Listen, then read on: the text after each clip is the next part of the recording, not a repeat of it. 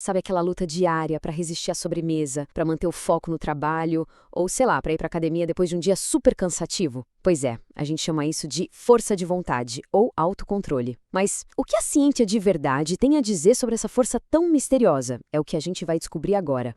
Essa sensação de que a nossa determinação tem um limite, sabe? Como se fosse uma bateria que vai se esgotando ao longo do dia. Isso é uma experiência que quase todo mundo conhece bem. Mas a pergunta é: será que é isso mesmo que acontece? A resposta, olha, pode te surpreender. Então, nessa nossa análise, a gente vai fazer uma jornada completa. Vamos começar com aquela teoria clássica que dominou a psicologia por décadas. Depois vamos ver uma reviravolta científica daquelas, e aí finalmente chegar a uma visão muito mais poderosa e flexível do que realmente significa ter autocontrole. Primeiro, vamos entender a ideia que meio que moldou o jeito que a gente pensa sobre autocontrole. A metáfora é bem simples e faz muito sentido à primeira vista. A força de vontade funciona como um músculo. Se você usa muito, ela cansa. O nome técnico para isso é esgotamento do ego. Essa teoria, que surgiu lá no final dos anos 90, basicamente diz que cada ato de autocontrole, seja para resistir a um chocolate ou para não perder a paciência, gasta um pouquinho desse recurso mental limitado. Com isso, fica mais difícil ter autocontrole mais tarde. Faz sentido? Não faz? Para entender de verdade essa luta interna, a gente precisa dar uma olhada dentro do nosso cérebro. É lá que duas áreas muito importantes vivem num cabo de guerra constante. De um lado, a gente tem o córtex pré-frontal. Pensa nele como se fosse o CEO, sabe? A parte executiva e racional do cérebro. Ele está sempre focado nos nossos objetivos de longo prazo, nas consequências das nossas ações, enfim, em manter tudo nos eixos. E do outro lado, a gente tem o sistema límbico. Esse é o centro emocional, o centro dos impulsos. Ele não está nem aí para amanhã. Ele quer a recompensa, o prazer, a gratificação e quer agora. Isso aqui ilustra perfeitamente o conflito que a gente vive todo dia. O nosso CEO, o córtex pré-frontal, tentando manter a gente na linha, focado no futuro, enquanto o centro de impulsos, o sistema límbico, está lá gritando por satisfação imediata. A teoria clássica dizia que quanto mais o CEO precisa trabalhar para controlar a situação, mais cansado ele fica. E olha, por muito tempo, essa foi a história que a ciência contou. Era uma explicação super elegante que parecia se encaixar perfeitamente no nosso dia a dia. Mas a ciência é um processo de constante questionamento, né? A teoria do esgotamento do ego virou um verdadeiro pilar da psicologia social. Gerou centenas de estudos que pareciam confirmar tudo. Explicava por que a gente consegue fazer dieta de manhã e chuta o balde à noite, ou por que a gente perde a paciência depois de um dia estressante no trabalho. Acontece que começaram a aparecer umas rachaduras nessa história. Vários pesquisadores tentavam repetir os experimentos clássicos e simplesmente não conseguiam os mesmos resultados. Tinha alguma coisa errada.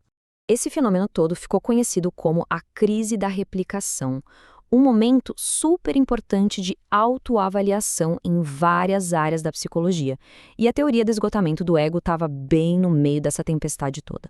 Então, o ponto crucial foi este. Investigações mais novas e muito mais rigorosas mostraram problemas bem sérios. Grandes projetos com vários laboratórios trabalhando juntos falharam em encontrar o tal efeito do esgotamento. As análises também mostraram um forte viés de publicação, ou seja, só os estudos com resultado positivo eram publicados e os que não achavam nada ficavam na gaveta. E para piorar, muitos dos estudos originais tinham poucos participantes, o que deixa os resultados bem menos confiáveis.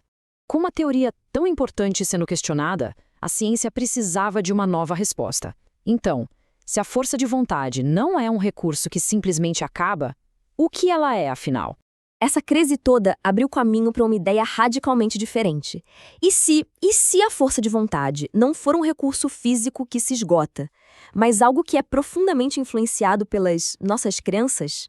Pois é, pesquisas de psicólogos como Veronica Job e Carol Dweck revelaram algo simplesmente fascinante.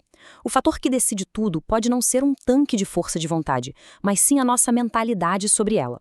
Pessoas com uma mentalidade limitada se comportam exatamente como a teoria antiga previa, mas aquelas com uma mentalidade não limitada, que veem o autocontrole como algo que pode até dar mais energia, não mostram esse mesmo cansaço. O designer comportamental Nir Eyal resumiu isso de um jeito perfeito. É quase como uma profecia que se autorrealiza. A nossa crença sobre os nossos próprios limites acaba de fato criando esses limites. E, gente, isso muda completamente o jogo. Ok, então peraí. Se não é um músculo que se cansa, isso quer dizer que não dá pra gente fortalecer? Muito pelo contrário. A ideia de exercitar o autocontrole ainda é super válida, só que de um jeito um pouco diferente. A pesquisa mostra que sim, a gente pode treinar o nosso autocontrole. E o interessante é que esses exercícios funcionam não só fortalecendo as funções executivas do cérebro, mas também reforçando aquela mentalidade não limitada. Cada pequeno ato de disciplina, como corrigir a postura ou meditar por alguns minutos, serve como uma provinha para nós mesmos de que autocontrole é uma habilidade que melhora com a prática e não um tanque que esvazia. O exercício físico e o mindfulness, por exemplo, são ótimos porque treinam a gente a lidar com desconforto e manter o foco, mudando a historinha que a gente conta sobre os nossos próprios limites. Bom, então agora vamos juntar todas as peças desse quebra-cabeça e montar um novo modelo de força de vontade. Um que é mais preciso e, sinceramente, muito mais empoderador. Então, qual é a grande conclusão? Força de vontade não é como um tanque de gasolina que simplesmente seca. A história que a gente conta para si mesmo sobre nossa energia e capacidade tem um poder gigantesco. O verdadeiro campo de batalha é o nosso córtex pré-frontal. E a melhor notícia é que autocontrole não é um traço fixo, mas sim uma habilidade que pode e deve ser praticada e melhorada. E fica aqui essa pergunta para a gente refletir. Da próxima vez que você sentir que a sua força de vontade está indo embora, se questione. Será que é o seu tanque que está vazio? Ou é a história que você está contando para si mesmo que precisa mudar? A ciência hoje sugere que a resposta, muito provavelmente, está na história. Muito obrigado por acompanhar essa análise até aqui. Se você curtiu desvendar os mitos da ciência por trás do nosso comportamento, não se esqueça de se inscrever para mais conteúdos como este. Até a próxima!